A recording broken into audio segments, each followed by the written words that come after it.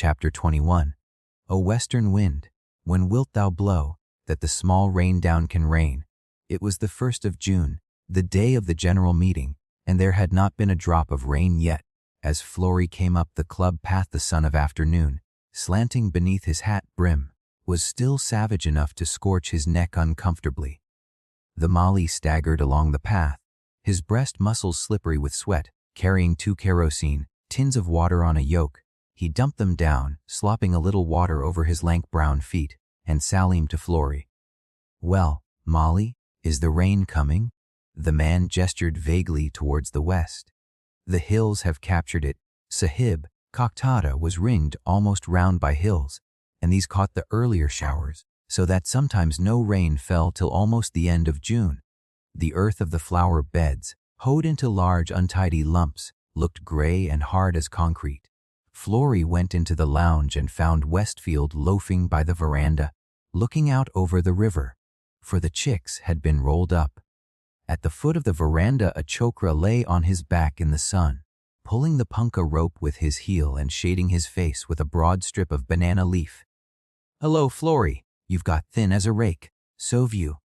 Yes. Bloody weather. No appetite except for booze. Christ, won't I be glad when I hear the frogs start croaking. Let's have a spot before the others come. Butler, do you know who's coming to the meeting?" Florey said, when the butler had brought whiskey and tepid soda. "Whole crowd, I believe. Lackerstein got back from camp 3 days ago. By God, that man's been having the time of his life away from his missus! My inspector was telling me about the goings on at his camp. Tarts by the score. Must have imported specially from Kayoktada. He'll catch it all right when the old woman sees his club bill. 11 bottles of whiskey sent out to his camp in a fortnight. Is young Verrall coming?" "No, he's only a temporary member. Not that he'd trouble to come anyway. Young tick. Maxwell won't be here either. Can't leave camp just yet, he says. He sent word Ellis was to speak for him if there's any voting to be done. Don't suppose there'll be anything to vote about, though he added, looking at Florey obliquely, for both of them remembered their previous quarrel on this subject.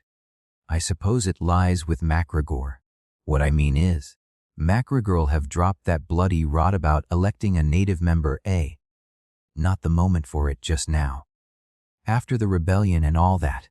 "What about the rebellion, by the way?" said Florey. He did not want to start wrangling about the doctor's election yet. There was going to be trouble and to spare in a few minutes. "Any more news too? Are they going to have another try? Do you think?" "No, all over, I'm afraid. They caved in like the funks they are. The whole district's as quiet as a bloody girls' school. Most disappointing." Florey's heart missed a beat. He had heard Elizabeth's voice in the next room. Mr. MacGregor came in at this moment, Ellis and Mr. Lackerstein following. This made up the full quota, for the women members of the club had no votes. Mr. MacGregor was already dressed in a silk suit and was carrying the club account books under his arm. He managed to bring a official air even into such petty business as a club meeting. "As we seem to be all here," he said after the usual greetings, "shall we us proceed with our labors?" "Lead on, Macduff," said Westfield, sitting down. "Call the butler, someone, for Christ's sake," said Miss Lackerstein. "I daren't let my missus hear me calling him." "Before we apply ourselves to the agenda," said Mr. MacGregor when he had refused a drink and the others had taken one, "I expect you will want me to run through the accounts for the half year." They did not want it particularly, but Mr. MacGregor, who enjoyed this kind of thing, ran through the accounts with great thoroughness. Florey's thoughts were wandering. There was going to be such a row in a moment. Oh, such a devil of a row!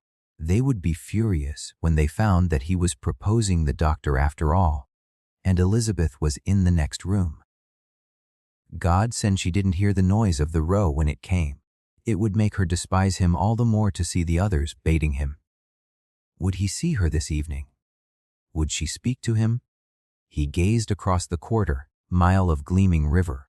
By the far bank a knot of men, one of them wearing a green gongbong, were waiting beside a sampan.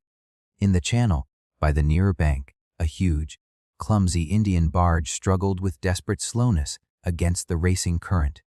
At each stroke the 10 rowers, Dravidian starvelings, ran forward and plunged their long primitive oars, with heart-shaped blades, into the water. They braced their meager bodies, then tugged, wreathed, strained backwards like agonized creatures of black rubber, and the ponderous hull crept onwards a yard or two. Then the rowers sprang forward, panting, to plunge their oars again before the current should check her.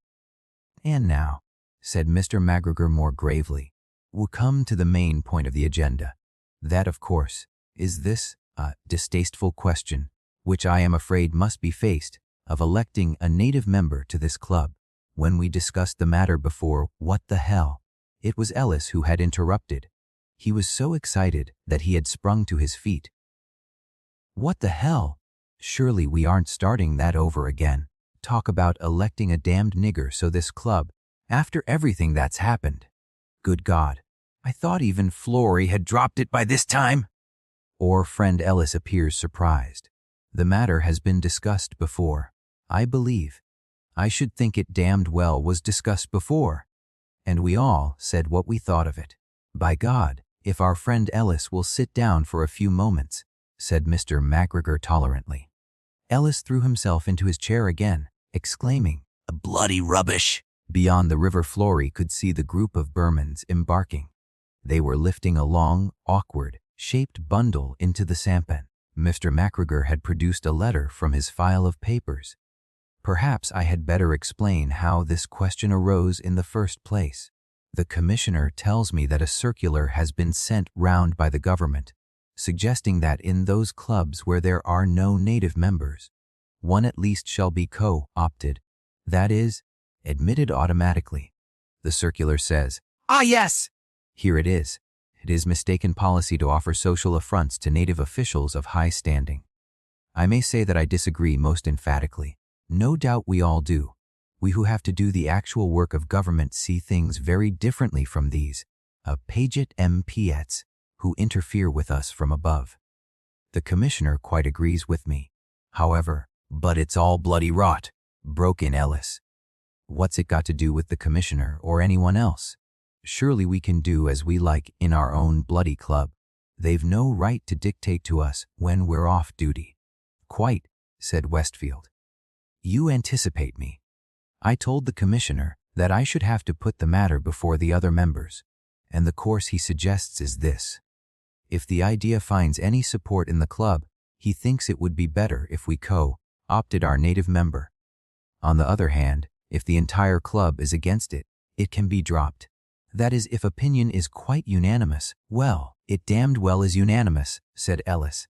"You mean," said Westfield, "that it depends on ourselves whether we have in here or no. I fancy we can take it as meaning that. Well then, let's say we're against it to a man, and say it bloody firmly. By God, we want to put our foot down on this idea once and for all." "Here!" said Mr. Lackerstein gruffly. "Keep the black swabs out of it.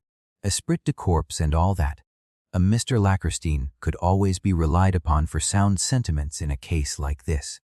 In his heart he did not care and never had cared a damn for the British Raj, and he was as happy drinking with an Oriental as with a white man. But he was always ready with a loud here, when anyone suggested the bamboo for disrespectful servants or boiling oil for nationalists. He prided himself that though he might booze a bit and all that, damn it, he was loyal. It was his form of respectability. Mr. McGregor was secretly rather relieved by the general agreement. If any Oriental member were co-opted, that member would have to be Dritter Veraswamy, and he had had the deepest distrust of the doctor ever since Enga Shwio's suspicious escape from the jail. "Then I take it that you are all agreed," he said. "If so, I will inform the commissioner. Otherwise, we must begin discussing the candidate for election." Flory stood up. He had got to say his say. His heart seemed to have risen into his throat and to be choking him. From what Mr. McGregor had said, it was clear that it was in his power to secure the doctor's election by speaking the word. But oh, what a bore! What a nuisance it was! What an infernal uproar there would be! How he wished he had never given the doctor that promise. No matter, he had given it, and he could not break it. So short a time ago he would have broken it, in Banpuka Sahib, how easily. But not now. He had got to see this thing through. He turned himself sidelong so that his birthmark was away from the others. Already he could feel his voice going flat and guilty. Our friend Flory has something to suggest. Wise. I proposed Jurdar Veeraswamy as a member of this club. There was such a yell of dismay from 3 of the others that Mr. McGregor had to rap sharply on the table and remind them that the ladies were in the next room. Ellis took not the smallest notice. He had sprung to his feet again, and the skin round his nose had gone quite gray. He and Flory remained facing one another, as though on the point of blows. Now, you damned swab, will you take that back? No, I will not. You holy swine, you niggers Nancy boy! You crawling, sneaking, bloody bastard order! Exclaimed Mr. McGregor. But look at him, cried Ellis almost tearfully. Letting us all down for the sake of a pot-bellied nigger, after all we've said to him, when we've only got to hang together, and we can keep the stink of garlic out of this club forever. My God, wouldn't it make you spew your guts up to see anyone behaving like such a... Take it back. Flory, old man, said Westfield. Don't be a bloody fool! Downright Bolshevism, damn it! Said Mr. Lackerstein.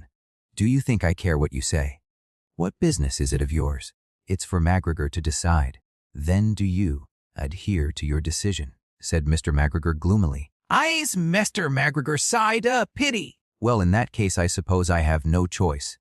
No, cried Ellis, dancing about in his rage. Don't give in to him. Put it to the vote. And if that son of a bitch doesn't put in a black ball like the rest of us, we'll first turf him out of the club himself, and then... Well, Butler Sahib, said the butler, appearing. Bring the ballot box and the balls. Now clear out, he added roughly when the butler had obeyed. The air had gone very stagnant. For some reason the punkah had stopped working. Mr. McGregor stood up with a disapproving but judicial mien, taking the 2 drawers of black and white balls out of the ballot box. We must proceed in order. Mr. Flory proposes Jurdar Veeraswamy, the civil surgeon, as a member of this club. Mistaken, in my opinion? Greatly mistaken, however. Before putting the matter to the vote, why make a song and dance about it, said Ellis. Here's my contribution. And another for Maxwell. He plumped 2 black balls into the box. Then one of his sudden spasms of rage seized him, and he took the drawer of white balls and pitched them across the floor. They went flying in all directions. There! Now pick one up if you want to use it! You damned fool! What good do you think that does? Sahib? They all started and looked round. The chokra was goggling at them over the veranda rail, having climbed up from below. With one skinny arm he clung to the rail, and with the other gesticulated towards the river. Sahib, what's up? Said Westfield. They all moved for the window. The sampan that Flory had seen across the river was lying under the bank at the foot of the lawn, one of the men clinging to a bush to steady it. The Burman in the green gongbong was climbing out. That's one of Maxwell's forest rangers, said Ellis in quite a different voice. By God! Something's happened. The forest ranger saw Mr. McGregor, shikoed in a hurried, preoccupied way, and turned back to the sampan.